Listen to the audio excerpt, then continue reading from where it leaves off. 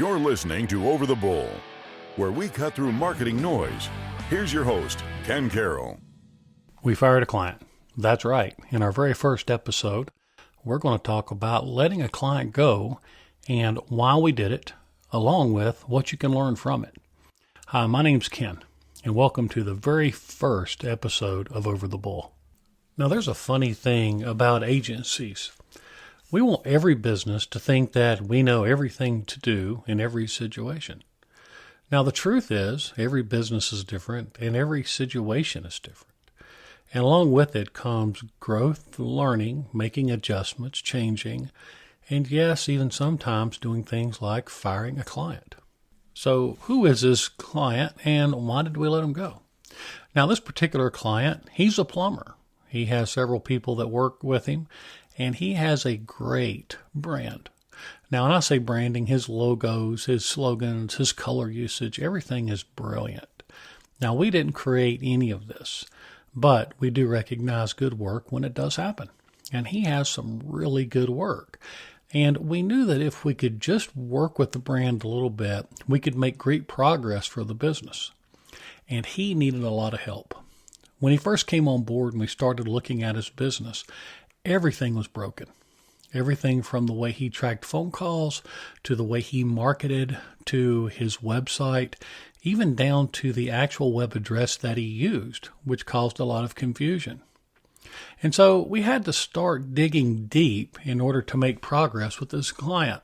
Now, before I go further, over the last 20 years or so, we've identified clients that are at different phases. And understanding where this particular client's coming from helps kind of understand where we're at.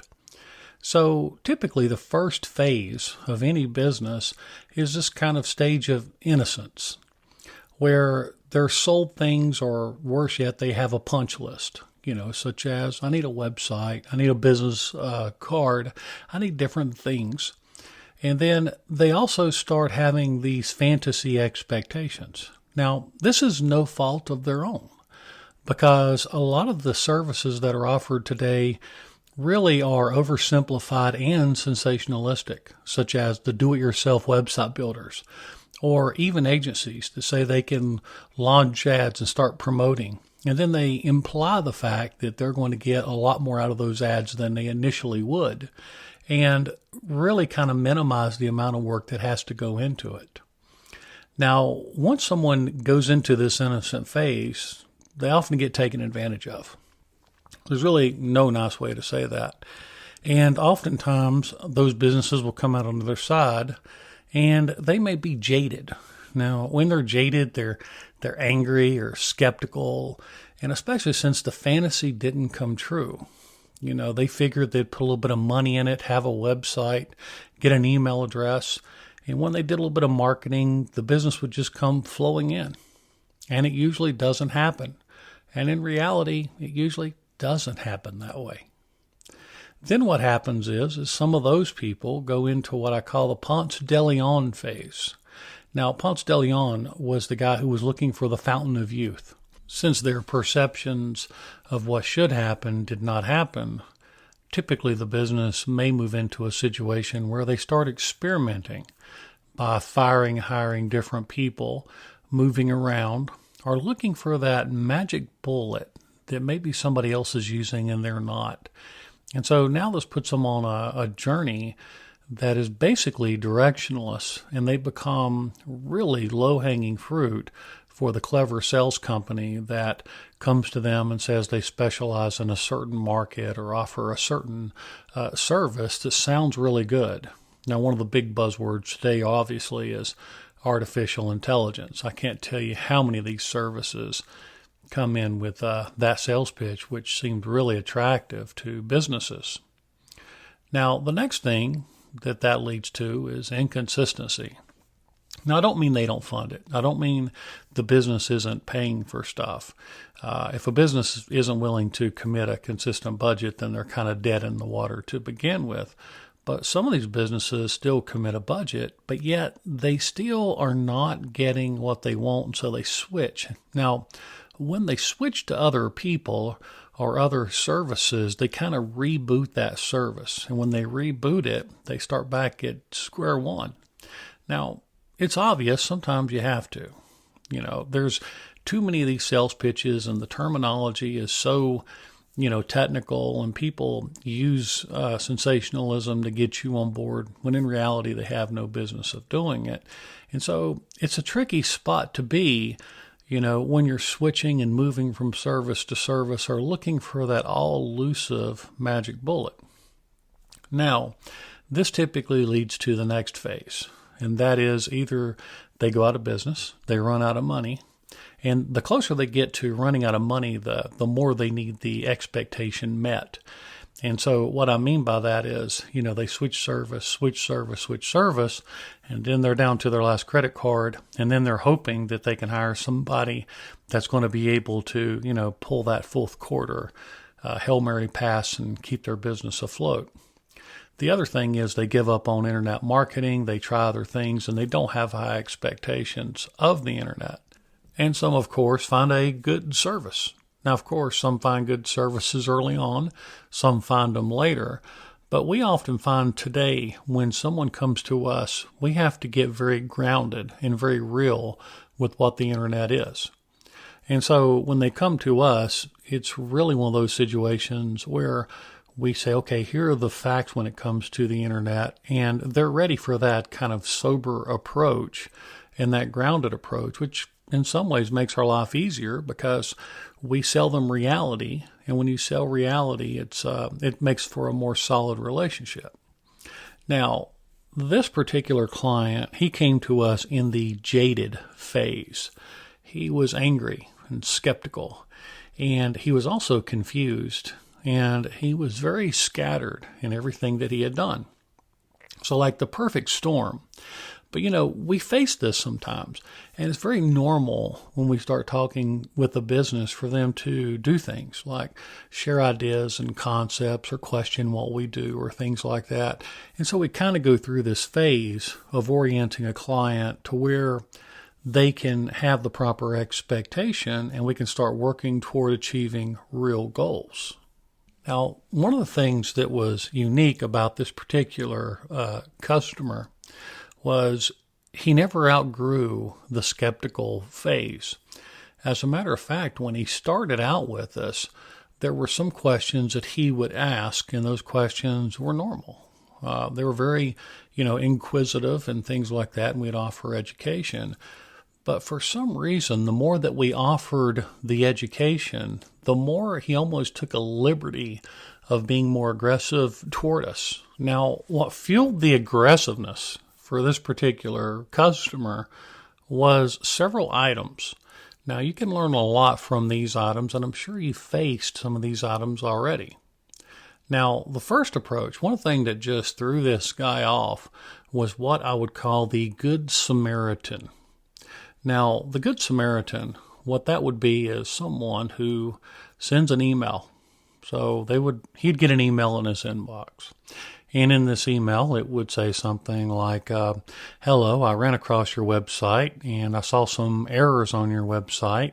And I attached a report that you can forward on to your web person, or if you need some help, just let us know.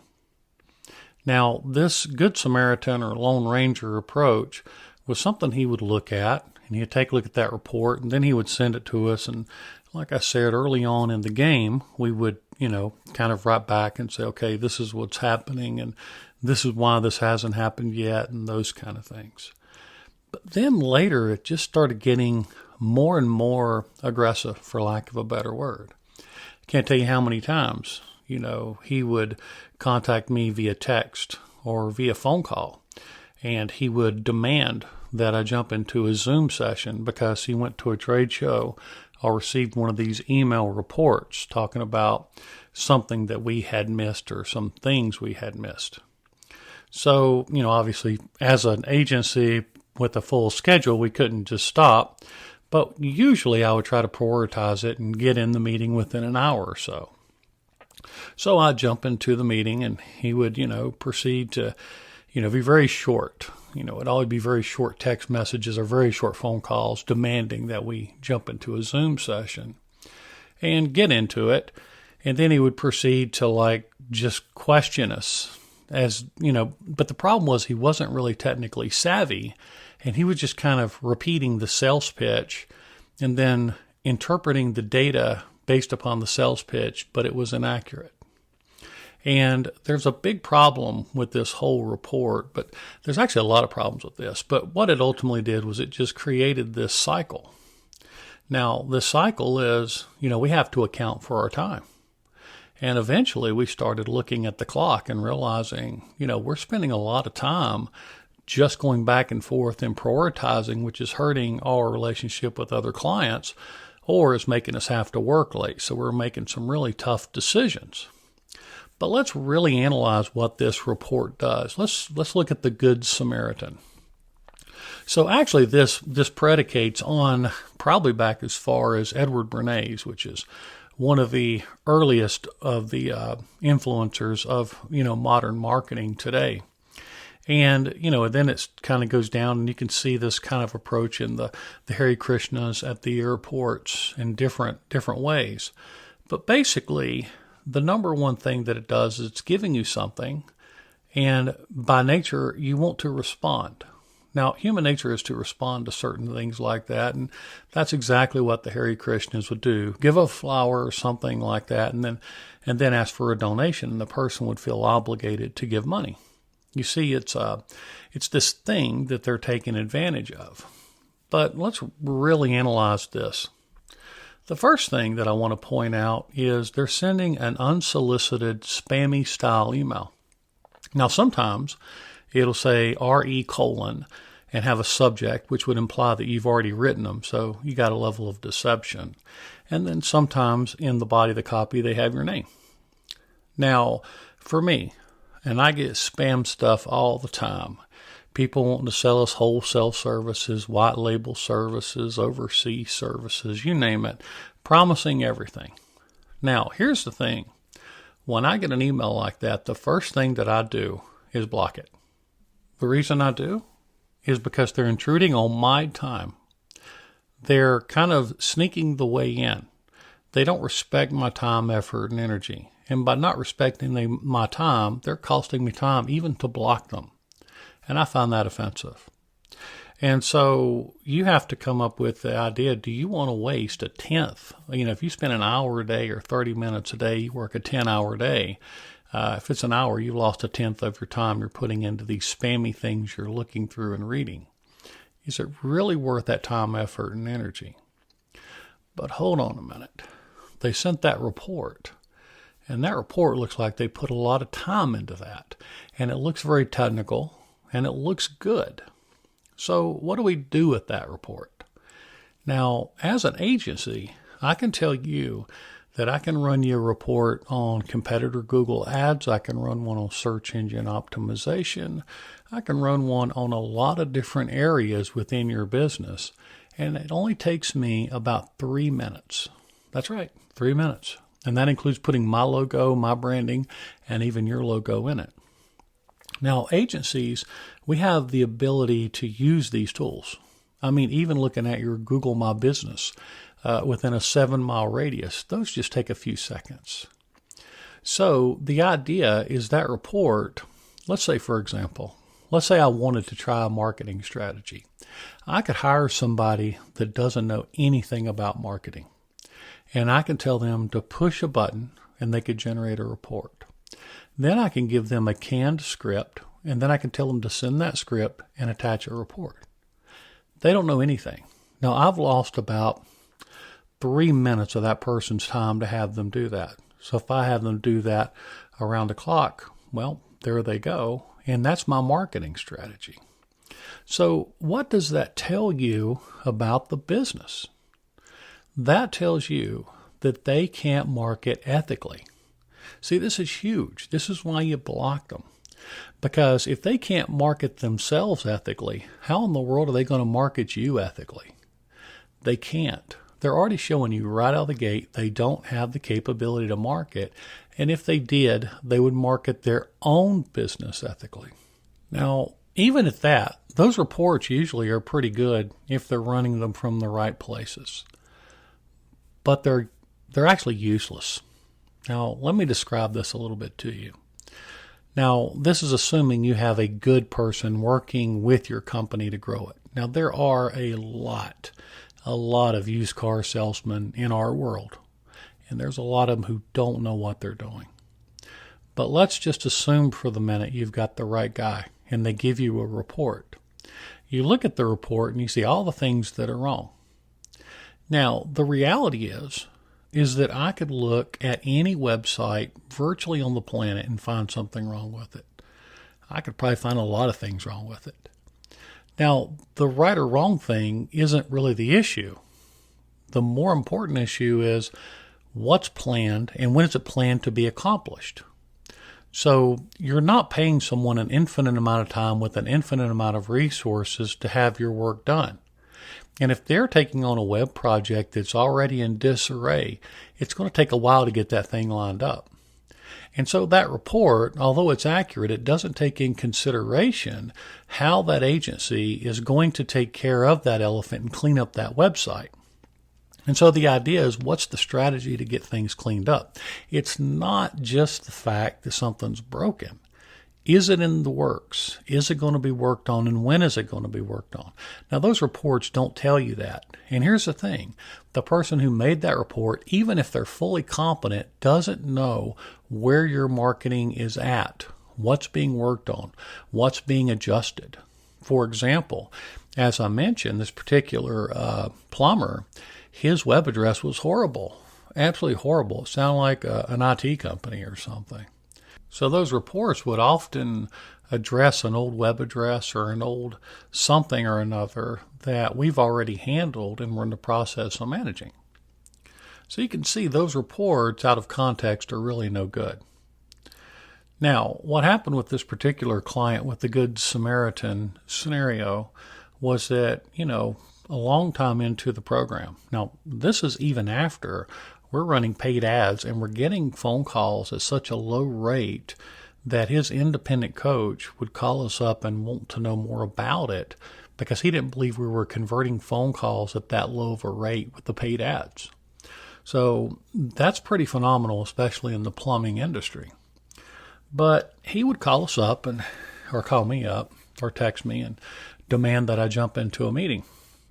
And then what happened was it'd be very short and very accusatory, and he would come in and demand this, demand that, ask this question, ask that question, and he kind of came at us like he kind of got us in something, when in reality there was perfectly good explanations for everything. And as I mentioned, after we lost 2 or 3 hours of time, he realized that basically he was given a sales pitch. Now, what was unfortunate with this particular person was he would forget that conversation. And so the very next report he got at a trade show, or the very next report he got an email, it was the exact same thing all over again. So you can imagine how many times you could lose 3 hours just trying to re-explain where the project is at and re-explain the idea that these reports basically don't consider any of these other variables. Now, here's the thing. This is not what cost the client. Now, it was frustrating. Now, there's no joke. When you get a text message or you get someone who calls up and they're constantly accusing you of something, it's tough. Now, we do get clients initially who do have a lot of questions because they've been burned, and that's okay. We expect that.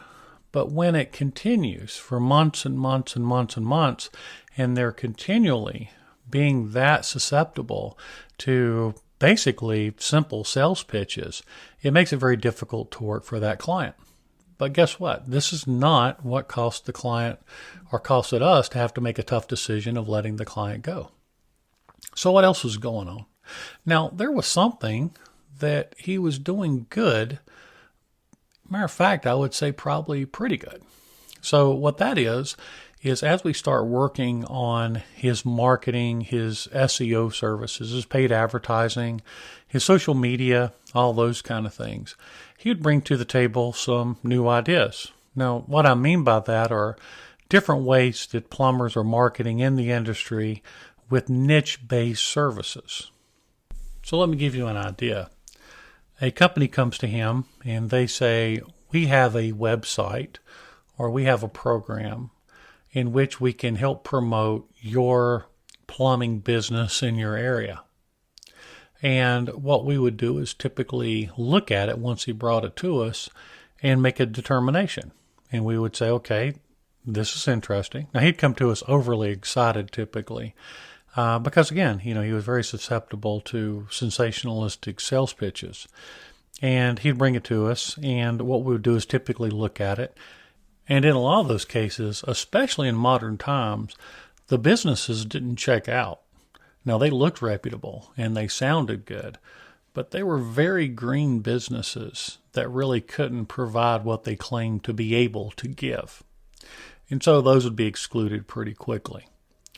Then the next thing would be to determine if we wanted to test it, when we would start, when we would stop, and how we would track that particular project. So what we would do is we'd take a service, for example, we'd assign a custom tracking phone number to it, custom URLs to it, things of that nature. And then we would see how well they performed within an allotment of time.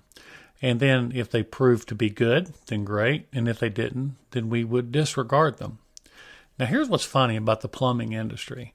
I can tell you that 99% of what he was approached with, even the stuff that sounded good, did not check out.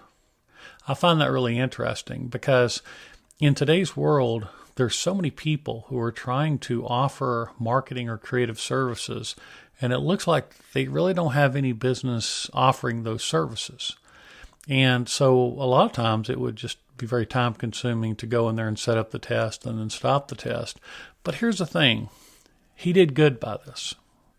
I have to give him credit because the idea is that, if we found one, piece of gold and he was willing to spend some advertising dollars in order to allow us to test it, if we could just find one and it added and it was a good conversion creating service, then we'd want to put that into the equation.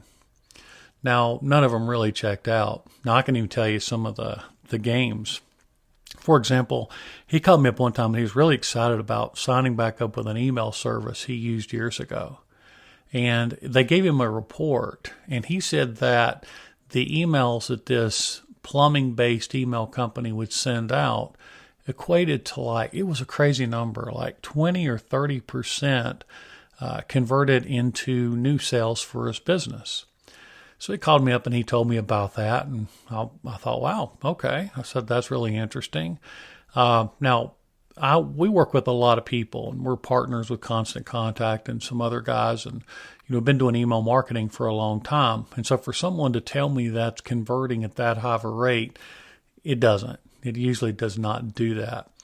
But I went ahead and I looked at it, and I recommended that he go back and look really hard at the numbers to find out if these were relationships he had already had, and basically these would have been orders that would have happened no matter what.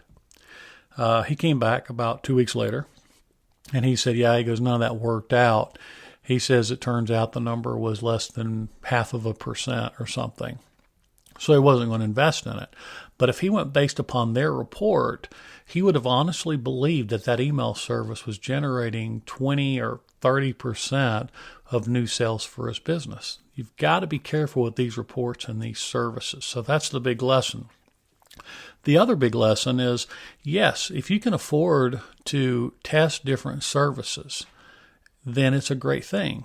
Because if they can convert or they provide another outlet for you to market and it provides really good leads, then you'd want to do it. You'd want to add it to what you're already doing.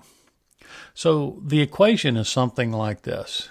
Let's say that you run Google Ads, and let's say for every dollar you spend, you make $2. Well, how many $1 would you invest? Quite a bit, right?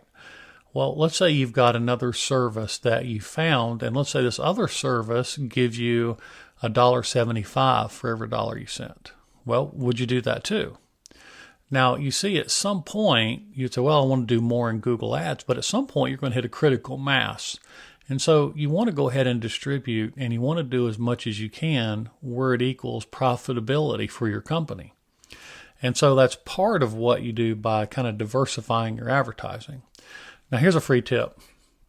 When I worked with this one large company back in 2010, one thing that we distinguished was the idea of subscription-based services versus newsstand kind of services. You know, those services where you go into a service station and get that 75-cent newspaper or whatever.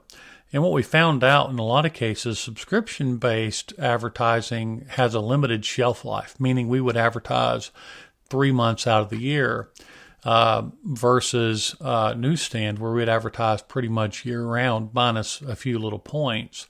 And what we would find is that we were able to drive the sales up, and then we were also able to greatly reduce the amount of sales advertising expenses that we had. And so we were able to reduce that dramatically. I think we took it from like $22,000 a week to about $13,000 a week. Now, this is a huge company, and most of the people we work with do not have those kind of budgets. But we learned a lot through that experience back in 09 and 10. So going back to the client. Now, this is the thing. Now, this was a good practice. He had an extra budget that he allocated to special advertising and test marketing. This was a good thing. It was not a bad thing. And so if you can set aside a budget to test market, but you're able to qualify it, meaning don't just run ads and, look for the phone to ring and then you stop there. You've got to qualify that particular service. And if you can qualify it and you can spend the money and you're paying your agency enough to be able to investigate it, it is a great thing. And so this definitely did not cost the relationship with the customer. Now, this guy ran hot. Now, what I mean by that is he would be the kind of guy that, based upon his mood, he would call up and make these demands that just simply couldn't be done. He would call up and say that he needs more phone calls. As though as an agency, we have a magic button that can just magically increase phone calls if someone calls and is irate enough or demanding enough that somehow we're going to be able to just magically increase that. No one has that button. No one. And so when you look at something like that, it was tough because he would do it. And usually our response after about a year of working with him was we could extrapolate it. And so what we'd be able to do is say, okay, our average cost per phone call would be X number of dollars.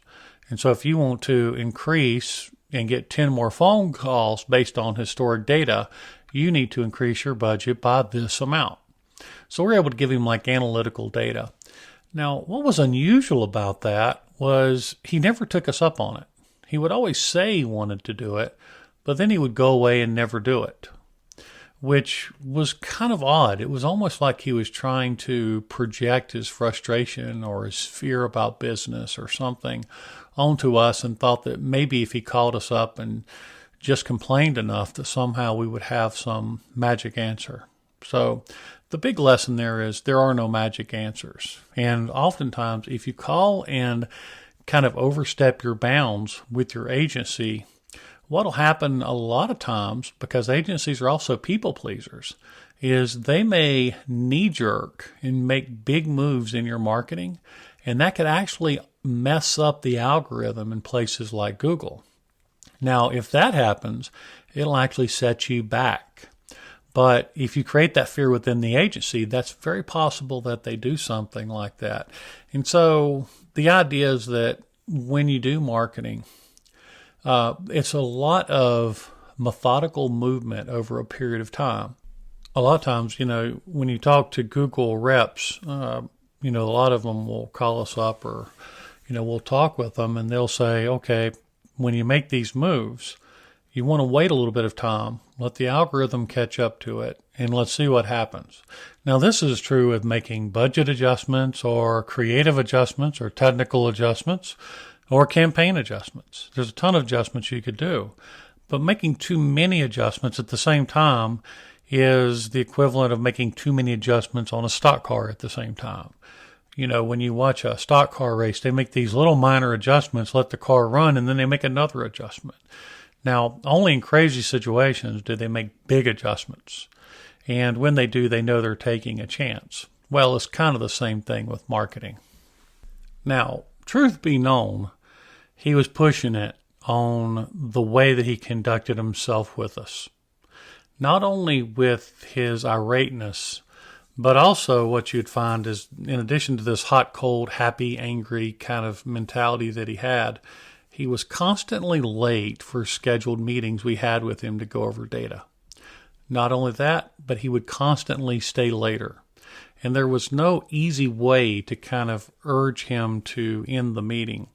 And then he would digress into other subjects. And, there were some times where we literally couldn't have forced him out of the office with the crowbar.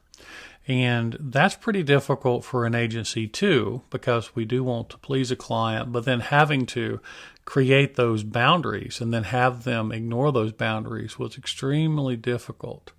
Another thing that he tended to do was send late night emergencies.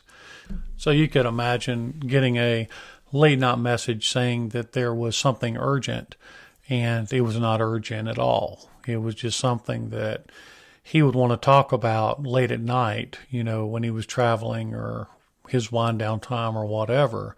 But he would make it to where it was an emergency in his own mind. And he got where he didn't really care about respecting those boundaries either. But again, we kept massaging it and with the goal of knowing if we can just keep educating the client, keep pushing them. We knew that 2025 was going to be a big breakout year for this person. And honestly, I started to see him start to understand different things that were going on. And I started to see improvement from him as the owner of a business. So let me share some additional stories with that. When he first started working with us, he was very prone to quickly make moves. For example, he switched phone systems. And he did it without us. He basically called up and said, "We're switching phone systems." Now, he had no consideration, or he didn't think through things like what happens to the tracking number when I switch phone systems? What happens to the phone calls? What happens to call routing? How do these different things work in conjunction with his business? And it made things a little bit difficult for us because he would call us up because the tracking numbers wouldn't work, or there'd be something wrong with routing. And so we would get pulled into conversations because of the decisions that he had made. Now, over time, he started to do a better job of including us, and then we could kind of say, okay, these are the problems that we see that may happen if you do this. And he did a much better job of accountability the further down we got, and we started just to see him start to look like he was becoming a little more like clear in his path and in his vision. So that was really fun, actually, to watch him grow as the owner of a business, and then understand kind of his limits, and then begin to trust us to be able to help him make good decisions for his company before making these big movements that would upset his business and cause a lot of problems and a lot of things to kind of break down. Another example was he started doing some call routing at one point early, and he didn't think about the loops that it would create. And so what happened was that he set it up in a way, because he had multiple people involved in his phone system. And so what would happen is someone would call in, but he would have a third party, another company he worked with, do routing in a way that it would loop the call and then break the phone call chain to where the phone calls wouldn't go through. And he would reach out to us because he would assume that it was something wrong with our tracking numbers, when in reality, the thing that he did with this other person caused it to break. And at one point, he broke his phone system, I'm wanting to say maybe a month. And it was with certain tracking numbers. And we had to go back, and then we identified that it was a movement that was made. Now, what was good was he did trust us to help him with those technical decisions and started connecting us. And then being able to be in those communications really helped us kind of orchestrate the changes and then make good recommendations to him. And then toward the end, before we let him go, he was really doing a good job of starting to trust us a little more with that. Now, with all that being said, he did something really good that we see a lot of customers not do well. And that was he was involved. Now, although the guy was bipolar in his actions, he was also one of those guys that was willing to participate, offer suggestions, and get on board with strategies that helped improve his business. Now, this is non-debatable. Now, the one thing that you want to know as an owner of a business is that an agency like ours, for example, full service boutique style agency, we're not an expert in your field. Now, we can bring a lot to the table because we work with a lot of businesses. We understand a lot of things that go on in business, and probably one like yours. But the idea is your business is unique. And by you participating in what you see with your customers, what's good about your business, what's bad about your business, all those things help contribute to building a plan. So we've always believed that the best marketing strategy combines your experience with our experience.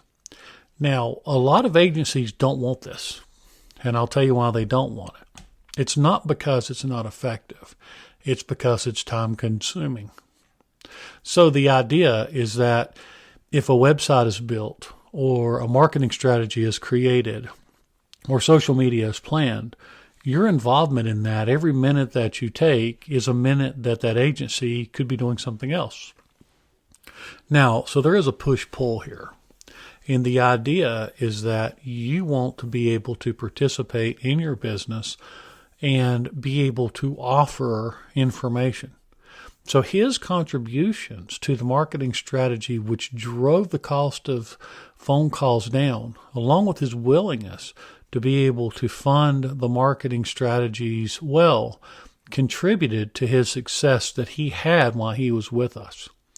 And so a lot of times when we work with the business, and if they don't participate or they just expect you to magically know the answers, now we do that and we sometimes have success with that. But always, the business that participates more always does better.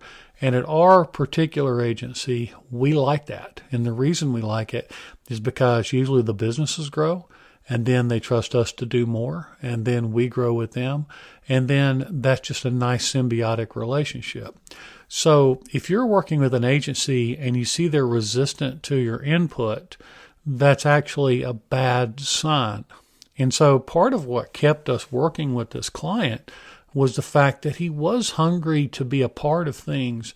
He was a willing participant, and he did care about his business. And so as you can see, with all the negatives, with all the hot and cold that this guy had, his passion, although sometimes misguided, contributed. And that meant a lot to us as an agency to see that, and that kept us hanging on. So what was it? Okay, so we're looking at this, and you're probably asking yourself, okay, this guy, he didn't cause the termination because of the hot and cold, the late night, request for calls, all these crazy things. So what was it that ultimately ended the relationship and forced us to make a decision?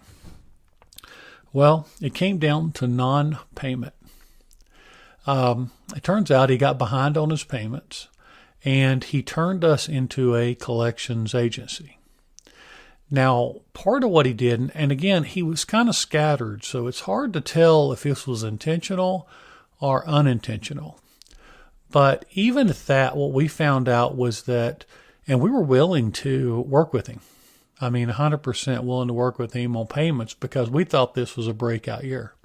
And we knew that if we could hang on and work through it, we knew that this was going to be the year, and he was starting to come around and trust us. And, he wasn't doing the late night stuff as much. All that stuff just started going. And so we didn't want to end based upon him being behind on his payments with us.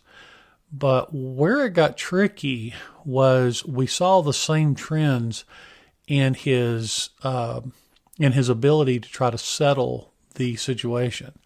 Like, for example, one of the things that he told me personally when I called him up was that he said that the invoices that were smaller amounts made it to his inbox, but the larger amounts did not make it to his inbox. Now, the software we use is very common software used for most businesses, and you can actually see if it was delivered or not. And so knowing that those emails were delivered and knowing that that was kind of nonsensical was a flag. The other thing that he did was demanded that we go back and provide him a report of all of 2024. Now, you can imagine the work that it would take to do that accounting for him on his behalf, to go back in and build that just so that he could try to find some way not to pay his debt.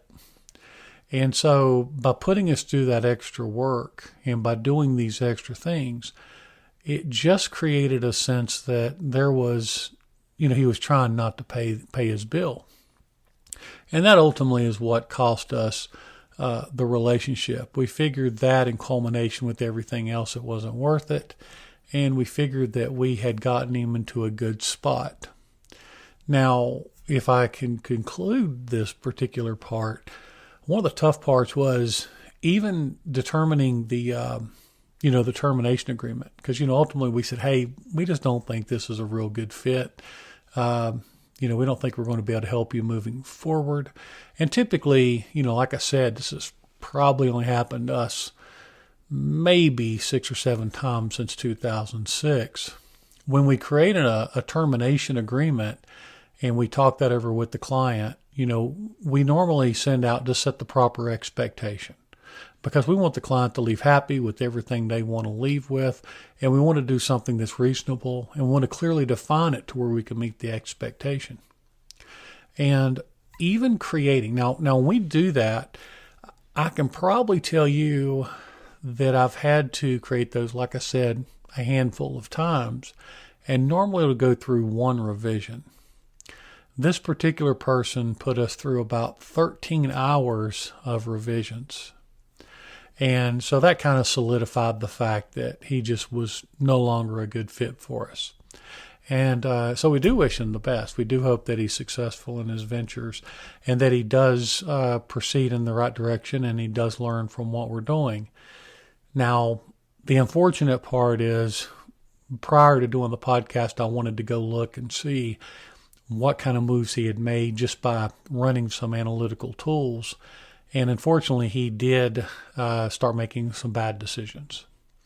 And we hope that, he can correct those and get moving in the right direction again, because in Asheville, North Carolina, there is great potential for a plumber to take over a large part of the market, even when there is brand recognition in other segments.